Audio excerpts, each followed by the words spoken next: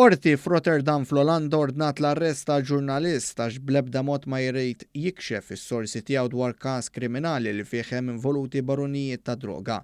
Il-ġurnalist Robert Bass mill-Aġenzija tal-Aħbarijiet NOS irrifjuta li jikxef is-sorsi tiegħu mistenni jibqa' jinżamm arrestat. Il-Qorti Olandiża tittama li b'din l-azzjoni ġiel il-ġurnalist jibdel femtu u jikxef is-sorsi tiegħu. Fuq il-pedana tax-xhieda l-ġurnalist irrifjuta li jwieġeb il-mistoqsijiet u qal li l-imħallef li jekk iwieġeb ikun qiegħed ipoġġi ħajtu ħajjet is-sors tiegħu fil-periklu. Kien hawn li l-qorti ddeċidiet li tarrestah. Il-każ jinvolvi qtil li seħħ 5 snin ilu ta' direttur li kien jaħdem f'istituzzjoni ta' saħħa mentali. L-awtoritajiet jemmnu li l-vittma nqatel bi żball għax il-qattil ħasbu r-rivali tiegħu f'ċirku kbir ta' traffikar ta' droga. Bħalissa aktar minn 100 ġurnalist minn bosta kmamar tal-aħbarijiet fl-Olanda qegħdin jipprotestaw madwar il-qorti f'Rotterdam huma qegħdin jitolbu l-ħelsien tal-ġurnalist.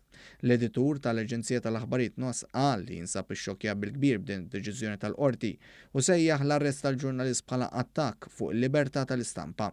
Waqt li sostna li dan il-każ huwa serju ħafna x'involvi każ kriminali kbir, saħaq li l-qorti tipperikola il-ħajja tal-ġurnalist u s-sors tiegħu.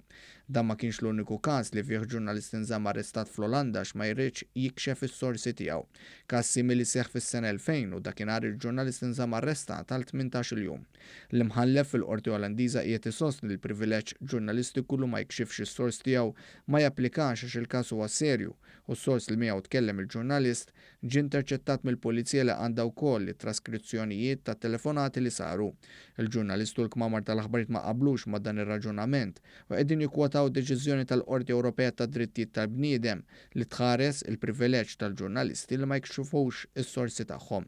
F'Marzu li għadda, id-deputat nazzjonalista Jason Azzopardi talab fil-qorti lill-editur tal-Gazzetta Malta Today Xavier Balzan biex jiżvela s-sorsi tiegħu dwar l-ister li ppubblika brabta mal-membru parlamentari Ewropew nazzjonalista David Casa dwar użu ħażin ta' fondi Ewropej u użu eċċessiv mid-droga u kokaina. Dakinhar il-Qorti Maltija laqgħet it-talba ta' Balzan u waqfet lil Azzopardi milli jkompli jinsisti ma' Balzan biex jikxef is-sorsi tiegħu. Dan wara li ddikjarat li l-ġurnalist għandu dritt jipproteġi s-sorsi tiegħu.